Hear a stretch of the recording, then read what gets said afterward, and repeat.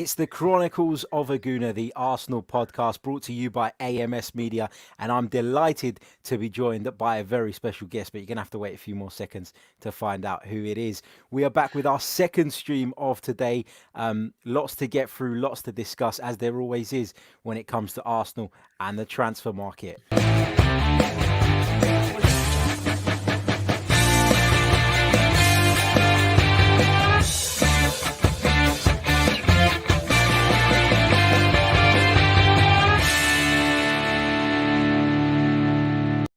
Hello and welcome back to the podcast. I'm your host, Harry Symeou. As always, a big hello to those of you joining us in the live chat at the moment. Can see already there are plenty of you watching us live, and I'm delighted to be joined by, I would say, my favorite ever guest we've had on this podcast. I enjoyed our chat last time so much that I'm going to say that.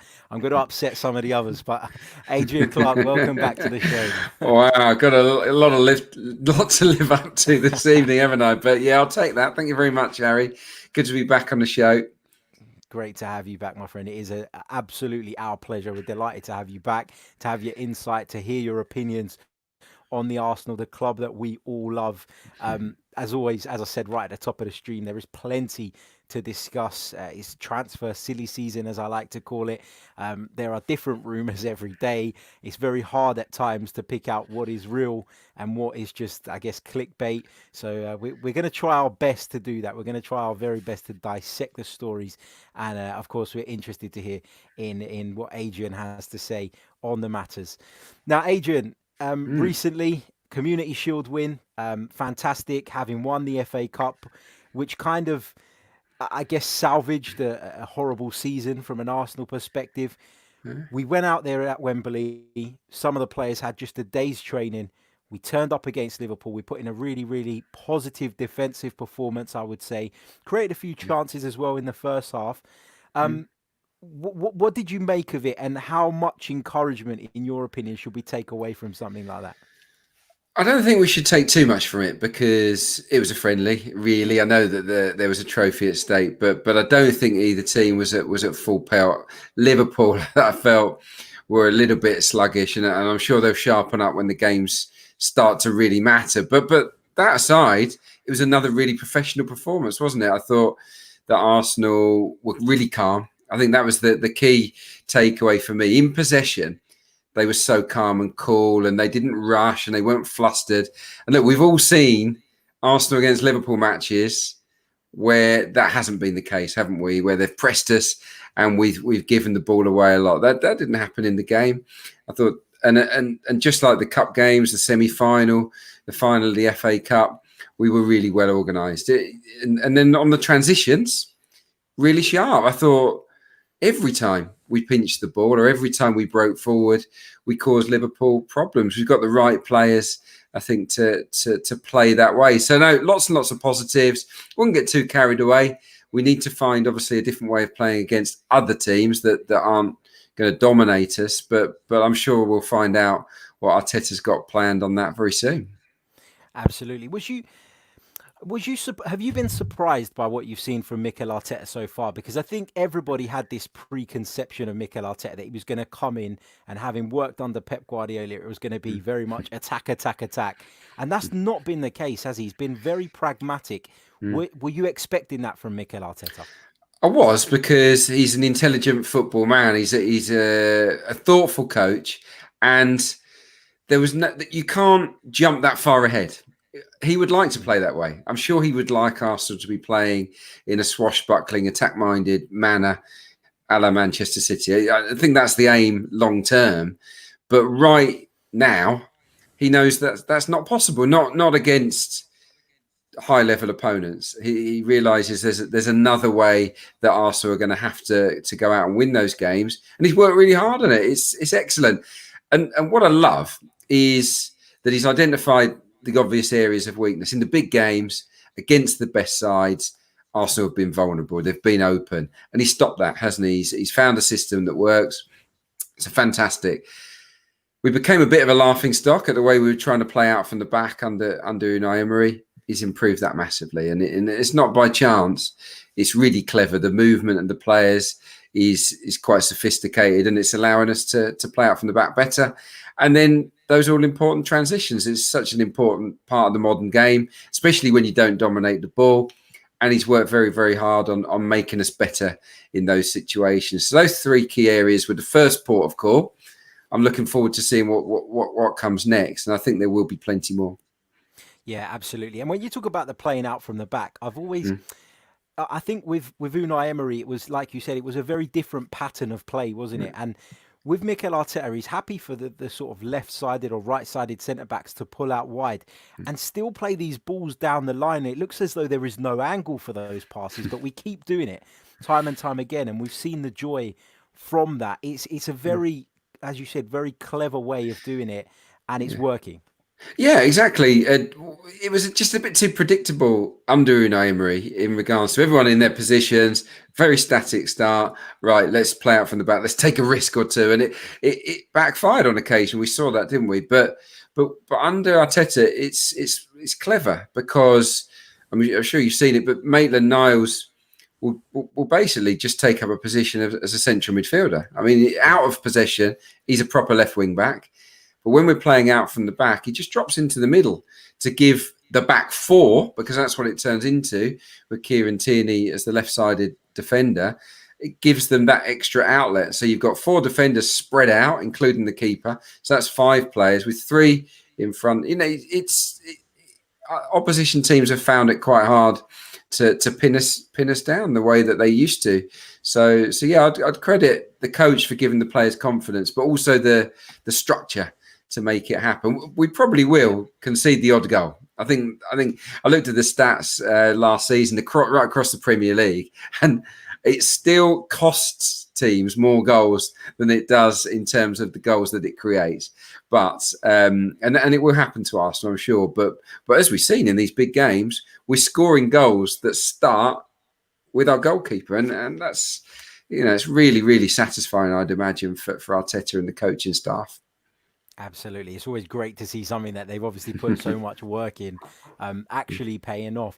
Absolutely. Let's talk a little bit about some of the incomings. Of course, Gabriel has signed for Arsenal now. It felt like we were waiting an age for that to be confirmed. It was the world's worst kept secret. We all knew it was done, but we were waiting and waiting. Did you like the reveal? I thought it was a bit unique, something different, wasn't it? Yeah, I really enjoyed it because I was supposed to be on a conference call at the time, actually, and I saw the video come up and I pressed play, and I was kind of, you know, when you're on a conference call and you've got it muted and you're not really listening and watching the video, and I almost got caught out because I was so engrossed in it that I almost got busted. Yeah, exactly. But Gabriel is in now, and of course Saliba is in this season as well. Is this the start of a defensive overhaul at Arsenal? And do you? I know we expect some of the current defenders to maybe go out in the near future, but it looks as though Mikel Arteta is very much trying to rebuild that part of the team. Yeah, again, I talked about, he identified where the team needed to improve tactically, and he's working on that. You can see what he's trying. The recruitment tells its own story as well, doesn't it? We knew Saliba was coming back, but Gabriel was obviously the second one that's come in this summer outside of Willian. But yeah, it's long overdue, isn't it? I think we've needed defensive reinforcements for a while. Need to improve the quality of the defenders. But I like the fact that they're both young, really confident. They're both pretty quick, and I think that's key because our defence hasn't been that pacey. I think that much is fair to say. Since Koscielny went, we've been slow, and that's been a big problem because we've been unable to press with as much intensity as you want, because when you press, everyone has to squeeze up, and of course if you've got a slow defence, that's going to leave you vulnerable. So I think having that bit more athleticism at the back is going to be really, really important moving forward. So yeah, I think in the end it'll be a back four, possibly with Saliba and Gabriel as the two centre halves. But for the here and now, I think it probably suit all parties, actually, if we start with a back three, just continue, because it's working, isn't it? So I would imagine David Luiz in the middle and Gabriel on the left, possibly Saliba on the right. And that might free up Tierney to play as a left wing back. But then we know now, don't we, that Tierney can easily play left centre back. I mean, manager's dream, isn't he? He's a man for all seasons, Kieran Tierney. So all of a sudden, I think we're looking strong. Well, much stronger. Yeah, absolutely. And we still look at some of those players and think, are they quite up to the standard required? Maybe not, but as a unit, we've improved defensively so much. And that, like you said, it goes down to the coach, comes down to the structure, and it comes down credit to the players as well, because they've obviously taken what Yes. he is trying to implement on board, and that is key. Moving on, Willian. Of course, Willian has joined Arsenal as well. What were your thoughts on that? I know a lot of Arsenal fans were worried about the length of the contract. I feel like sometimes as football fans, we need to stop trying to be accountants and Yeah. just look at it for what it is. And it's Willian joining Arsenal. What have you made of it? Well, it's not our money, is it? So yeah, it's like it doesn't bother me the length of the contract. I get it. In the current climate, you're thinking, right, in that third year, is he going to provide value for money? And the chance are maybe not. But for the first 2 years, I think he will. And we've got him on a free transfer. It's important to remember that you're not going to get many better players on a freebie than Willian, who is consistently in the Premier League being one of the most creative players. And again, what was the big glaring problem for Arsenal last year was creating chances. We did make strides defensively towards the end, became a good counter-attacking side, but we need to have more, especially against the other teams in the division. And Willian scores goals, makes goals, creates a lot of chances. I looked at the stats recently for the breakdown live ahead of the Community Shield, and I looked at Arsenal's players and Chelsea's players combined in terms of chances created last season. And Willian was way ahead of everybody else on both sides. So we've acquired that player on a free. So for me, excellent signing. The strange one, in my view, is that he's at his best on the right. And Nicola Pepe is finished the season brilliantly, I thought, and it was a star of the final. And you think, are they going to be in competition? Because we know that Aubameyang is likely to play on the left. So where will he fit in? Will he play ahead of Pepe, or will we change the system, and will he play as that number 10 moving forwards? I think there's a chance that will happen on occasion.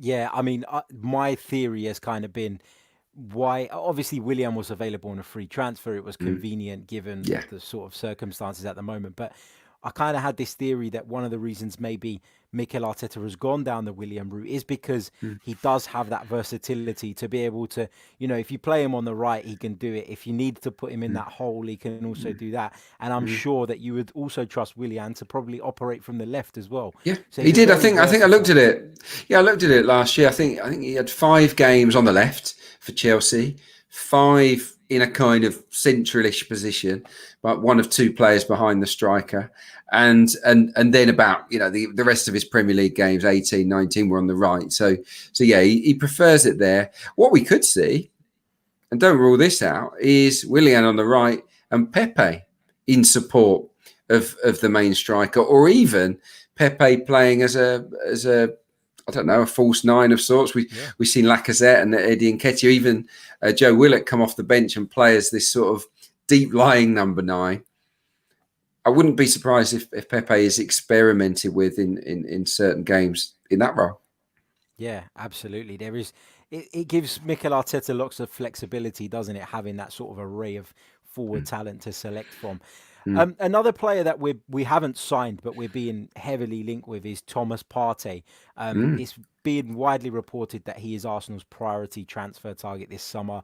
As we understand it at the moment, Atletico aren't budging. They want the 50 million euro release clause. He is just the type of profile of player that you probably feel Arsenal have been missing, though, in the middle of the park. Have they not in recent years? Yeah, I mean, we can all see it, can't we? Look, I think that Granit Xhaka has excelled, so that's it's nothing on him. I think that he can fit into the new look Arsenal midfield, even if Partey comes. But yeah, just having that powerful, athletic, dynamic midfielder at the base of the midfield is been a missing ingredient, hasn't it? We've got good players there, good technical players. Haven't got a lot of legs. Let's be honest. The Xhaka Ceballos axis worked well for us towards the end, but neither are quick, neither are that sharp when it comes to recovery runs. And when I look at Partey and all of the targets actually that have been mentioned as midfield possibilities, they're all quick. They're all really, really strong and powerful. And you know, recently during the lockdown, I did some classic breakdowns of the old games, and it just reminded me watching those how strong our central midfield always was. It was so strong, so powerful, physical, muscular, and Thomas Partey has got all those ingredients. Plus, he's got the technique to be an Arteta player and an Arsenal player. He's got the skill and the footwork. So, for me, he is worth the money. He's definitely worth it. I just hope we can like find some money down the back of the sofa, or you know, somehow accrue some cash via player sales to bring him in, because he would make a difference. Yeah, absolutely. And sort of the word from Spain is that Atletico are desperately trying to tie him down to a new contract, which would see that release clause increase dramatically. So if we're going to do it, it's something that we've got to get a bit of a move on. And I know that Arsenal are probably actively looking to move some people out in hope of at least bridging the gap between what we can afford and what they're asking for. In terms of a couple of other midfielders, I just wanted to get your take on. Obviously, Dani Ceballos is rumoured to be coming back. Are you looking forward to seeing Dani Ceballos in an Arsenal shirt for another season? Yeah, I like him as a player. I think he's technically excellent, and he grew, didn't he? I thought he had a brilliant debut against Burnley, sensational, and then he flattened out, didn't he? It didn't really happen for him, but then he came on strong at the end of the season. I think he's not quite the type of player I imagined he would be in Arsenal colours. I thought he would score more goals. I thought he would break into the box more regularly, but it's turned out he's more of a deep lying guy that can keep the ball ticking over, which is good, and I like him, and I'm pleased to see or hear that he's likely to come back. I don't know if he's the man to take us forward as a team, but he's a great person to have around, and let's be honest, we don't have a great deal of strength in depth in central midfield at the moment. So if we get the players that I hope we get, maybe Ceballos would be on the bench. But he would be a very good bench player and someone that would no doubt contribute.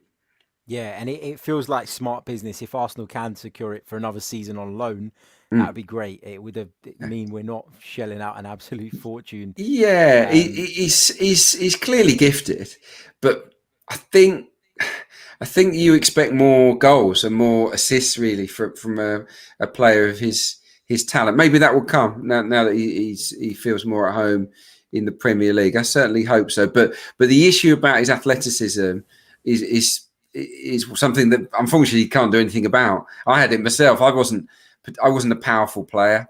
I was nippy, but I didn't have that great power and speed that a lot of other players in my position had. And unfortunately for Ceballos, you can't really work on that.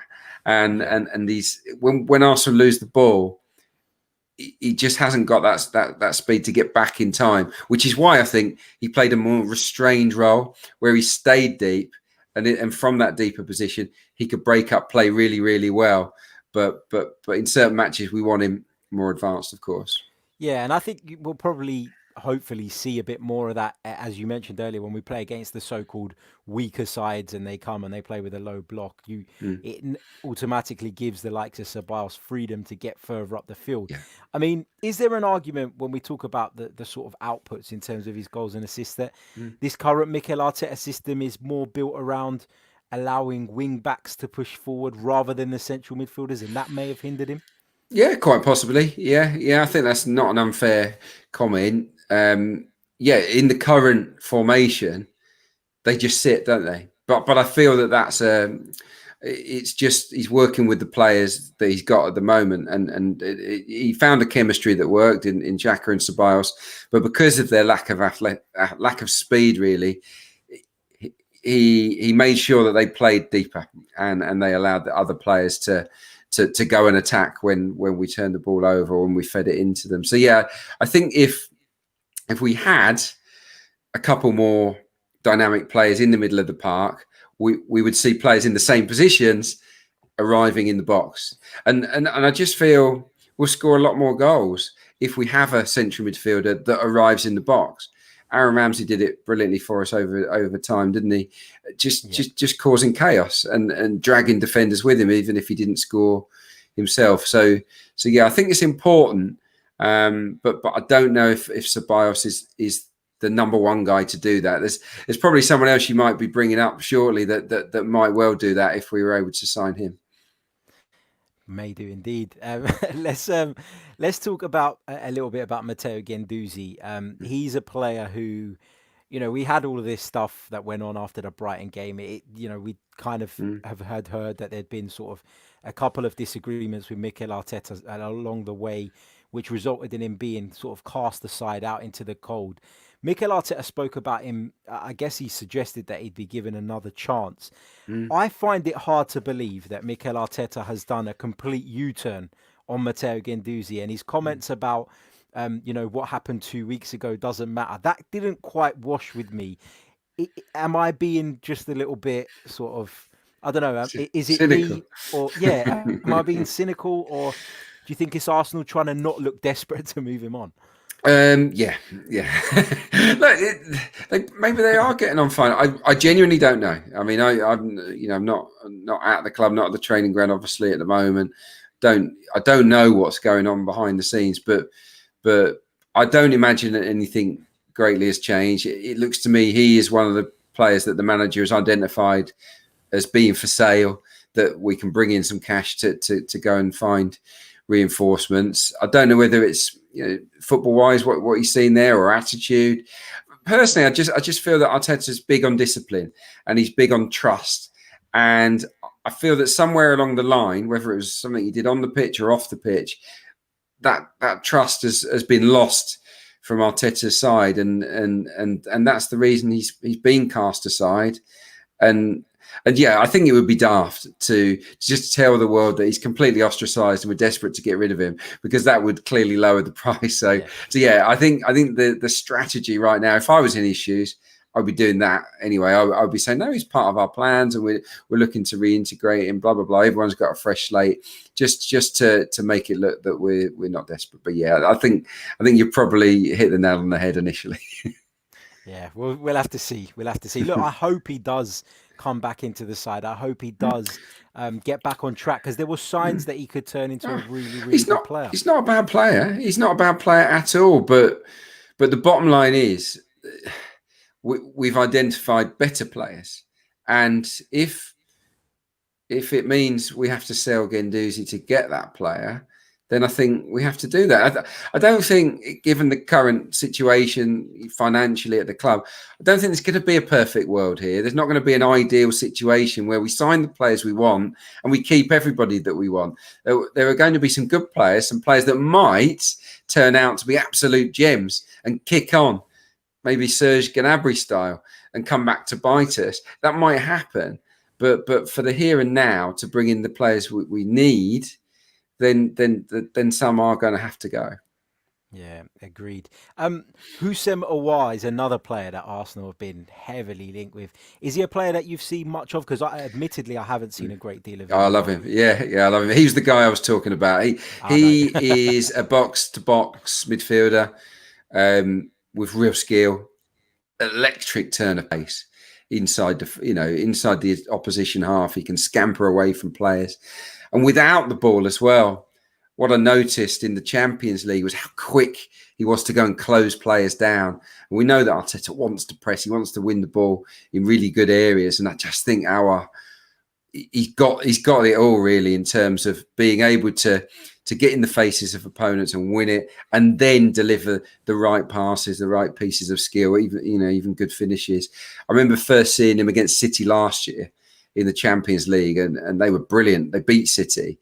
And I thought, who's this guy? Because I remembered him because I couldn't pronounce his name. And I just thought what an unusual name it was, and it stuck. But I was like, this kid can play. And from what I've seen, I don't see him every week clearly, but from what I've seen and what I gather, he's continuing to improve. Great age, 22. And for me, he would absolutely be on a par with Thomas Partey in terms of targets. I think that we need both types of players. And look, if we got both, it would be transformational on the side. If we could only get one, though, who would you hang your hat on? I think the team needs both. The team needs a defense, needs an athletic enforcer, and it also needs a box-to-box guy. As someone that's a bit that likes the attacking football, I think I would go for Aouar, but yeah, he would be my number one with Partey just behind. But yeah, I would love to see both go. And I'm really delighted actually that these are the two names being the most strongly linked, because they just tick so many boxes for what the team needs. So whoever is doing the recruitment, and we know that's a little bit of a long story at the moment, whoever is, running that ship, I think they've identified the right two players there. Fingers crossed. If we got both, it would be amazing. If we got one, I'd be delighted as well. So let's see how those situations develop. Just want to take a quick pause to say a massive thank you to those of you who are tuned in, watching us live at the moment. There are over 400 of you tuned in to the stream at the moment, so if you haven't already, make sure you hit that like button. It is so important. If you've got any questions, stick them in the chat. We probably can squeeze a couple more questions in from the ones we've already got lined up, so get those in there now and we'll come to those in a few minutes. If you're listening back on the audio as well, leave us a review, and be sure to give Adrian a follow on Twitter as well. I'll leave his Twitter handle in the description. Right, goalkeeping situation, Adrian, that's a big talking point at the moment. A big talking point. I think Martinez has done brilliantly since he's come in. I feel like it's been forgotten, though, that the reason he came in was because Bernd Leno got injured and not because he was bad. And it feels like so many people have done this complete U-turn now, where they're saying, actually, Martinez is definitely my number one. And if I've got to move one on, I prefer to move on Leno. Where do you stand on this? Because I'm torn. Yeah, it's really hard. Great for the club, great for Arteta to have such a choice. I think Leno got runner-up in the Player of the Year, and that was for a reason. He was brilliant last year. He was superb, and early on in the season when the defence was in a real state, he saved us many times. So I'm a huge Bernd Leno fan. The bottom line, though, is Emi Martinez outshone him. I think in his run of games, I think that he was even better. Sometimes you get a number two that comes in for the number one for a period of time, and they say, "Well, he didn't do anything wrong, but the other guy's better." So we're going to make that change. That's not the situation with Martinez. Yeah, he didn't do anything wrong, but he did so many things brilliantly, and that is the reason why I don't think you can drop it. If I was a footballer now, and if I was Martinez and I was left out of the Fulham game, I'd throw the towel in, because he could not do more in terms of hold on to the shirt. So, yeah, it's so hard. Personally, I hope they have a shootout in terms of, because we're going to have lots of Europa League games, Carabao Cup. We hope to go on a run in that. It's all going to happen before Christmas. And so there'll be plenty of games for the number two to play. They can effectively have a shootout, and the guy who's in the best form keeps the jersey in the Premier League from January onwards. That's an ideal situation. But if we need the funds and there's a huge offer comes in, then I guess one might go. My thing here is that Martinez has a bit more presence, a bit more. He's dominates his box better. Both brilliant shot stoppers. But if we're talking about having to sell one, I probably would sell Leno because of the value. I think you'd make more money off Leno, which would then allow us to maybe go out and sign Aouar or Partey. So that's where I stand. I don't want either guy to leave. I think they're both brilliant. But if one goes, I just hope that we get top dollar, because they're both. For me, Martinez has to be worth 25 now. If you're putting Aaron Ramsdale at 18 and a half, it's got to be worth more than that. And Leno, Leno's better than Kepa. So, Kepa was clearly overpriced at 72. But for me, Leno has to be at least a £50 million goalkeeper Yeah, So, it's it's such a tough one, isn't it? It's such a tough one. It is.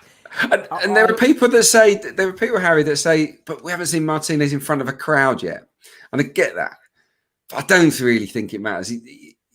Players often thrive on crowds. He might be even better in front of a full house at Emirates Stadium. I don't think that that's something we should sort of use as a stick to beat him with. He's been flawless, and sometimes you just get lucky, and you unearth a gem, don't you? That maybe we didn't realise they were as good as they are. And in Martinez, I'm seeing nothing to put me off of him. I mean, are you? Yeah, I mean, no, I mean, from a style perspective, I am very much I prefer Martinez's style as a goalkeeper. I'm a little bit of a traditionalist with goalkeepers. I like them to be big, commanding, to come out, catch things. I feel that just breeds confidence into a defense. Rather, one of the criticisms I would have of Bernd Leno is that he isn't commanding enough. No. We've seen countless set pieces come in, and he's just stood on his goal line. And I get that's the way he has been coached, and that's the way he wants to play. But for me, I prefer Martinez's style. But I still have those doubts around seeing Martinez over a longer period of time, because obviously it was after lockdown. I think he played 6-7 games then, and then we've seen obviously the Community Shield and stuff. So my only doubt would be that. Is he up to? Is he going to maintain that level at which he's currently performing over the period of a season? The previous history tells us we don't know because we haven't seen it. So that's kind of his stats were the best in the league in terms of save stats. So he produced special performances, and even in the Community Shield, he didn't have a lot to do, but when he was called upon, he made a couple of really big saves, didn't he? You can't leave him out. I think ideally you're looking to keep them both and see who's the best over the next 6 months, and then make a call. But if we need to stump up some cash, one might go, I guess. Yeah, it's dependent on what comes in terms of offers as well. If we're talking about £10 million, then for Martinez, then I don't want him to go. Well, I saw that, and it was ludicrous. I mean, the guy is clearly got the potential to be a very, very special goalkeeper. We should not give him away. Agreed. Right, let's go over to some of our Patreon questions, because we've got a few that came through for you, Adrian, when we announced that you'd be on the show again. So just, I think we're just going to pick a couple from the patrons, and then we'll just pick one from the general chat as well. Right. Brad asks, he says, my question for Adrian is this. If Arsenal fail to get the players that we need, who would you put the blame with? Edu, Arteta, or the owner?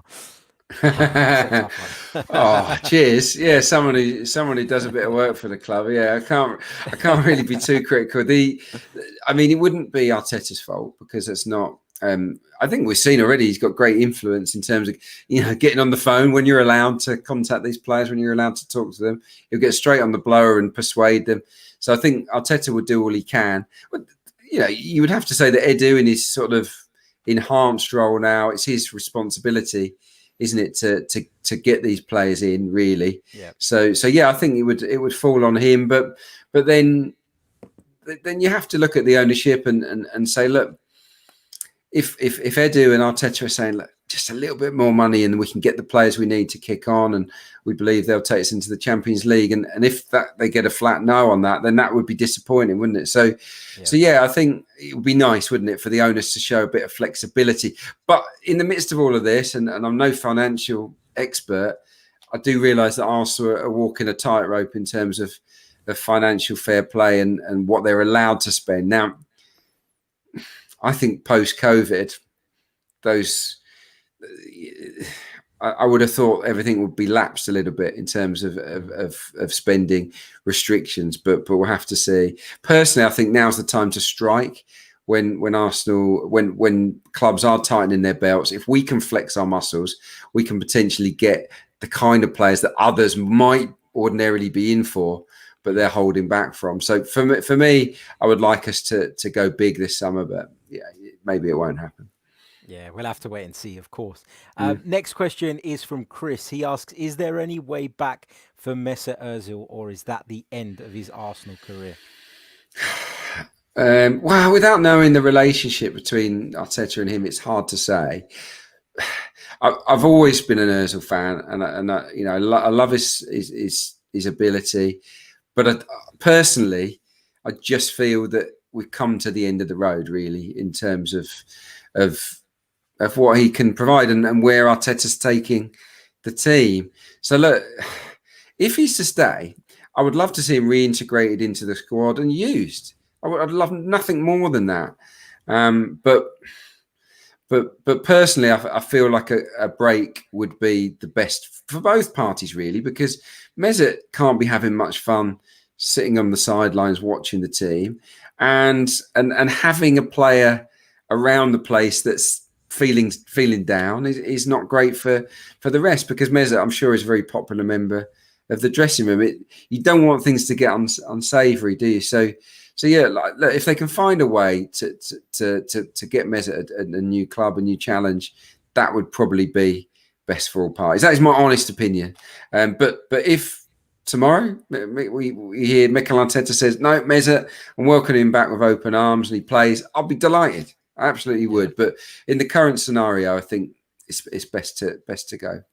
Yeah, I mean, there's clearly more to it than just the football as well. That interview that he gave to the Athletic a few weeks ago, for me, it revealed a lot of things that we kind of suspected were issues between Ozil and the club. We kind of got confirmation of that, I felt, in that interview, and it probably Yeah. shows that the relationship is Yeah, too yeah. I damaged. think he's got some gripes with the club, and I understand that, and I think that they've got issues with him. Obviously, his availability hasn't been great, has it? Over the last couple of years, missed a lot of games through illness and injury as well. So yeah, I think both parties are, not as in love with each other as they once were. But look, it happens. We all come to the end of the road eventually. Great players have.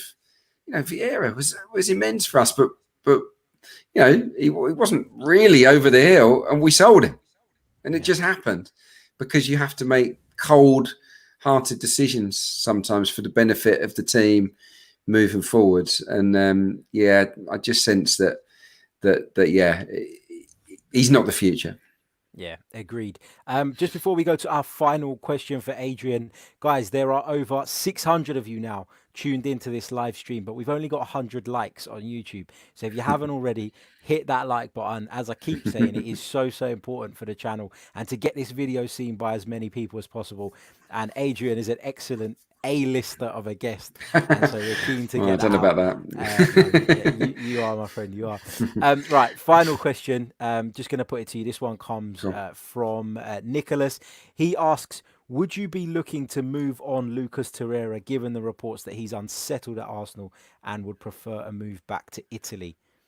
Yeah, I would. Yeah, I would. But based on that, really, because if a player's not happy, if they're not comfortable in the city, in the country, then you don't want to carry that player. It will affect their performances. I feel sorry for him because I felt at the outset he was brilliant, just what the team needed, and then Unai Emery. I think then his form flattened out, and then Unai Emery started to use him as a box-to-box guy, and he's not a box-to-box guy. And in my opinion, that dented his confidence, and then he hasn't really been able to get that mojo back, has he? I think he's just felt a little bit flat. So yeah, I would move him on because he's still got a value, hasn't he, in the Yeah. transfer market. Over in Italy, they rate him highly, and I think he's good. I think he's a good player, but when you compare him to Thomas Partey and some of the other guys that play in that position, yeah, I think they're on a slight level above. So yeah, hopefully we can get some cash in for him, maybe some cash in for Guendouzi, and that should bring one of those two big guns in, and then there may be others, I guess, that get moved around as well. Fingers crossed that we'll be celebrating at the end of this transfer window. Although there's still a long way to go in this window, so we've got to be wary of that. It isn't. Yeah. Well, and we might see some surprises. I mean, we've seen Bayer in linked with moves, Maitland-Niles, Lacazette's been linked away. Look, we don't want these guys to leave. We don't. But there's going to be a shuffling. I'm sure of it, and it'll be fascinating to see where we end up at the close of the transfer window. But look, that's in the distance. For me now, it's all about concentrating on that first month of the season and continuing, the winning habit really. And I'm just fascinated to see how we're going to go about it when we play Fulham away from home, a match we should go and win. When we play West Ham at home, a match where we'll probably dominate the ball. How different will it be to what we've seen in these sort of famous cup victories? So, that's something to look out for in the weeks to come. Definitely. Adrian, thank you so much for joining me, mate. I cannot thank you enough. A big thank you on behalf of all our listeners as well, because I know they'll be loving it. I can see from the numbers tuned in at the moment that they're all flocked to come and listen to what you had to say. So thank you so much. Guys, give Adrian a follow. You'll find his Twitter handle in the description, and we'll be back very, very soon with more. So until next time, take care and stay safe.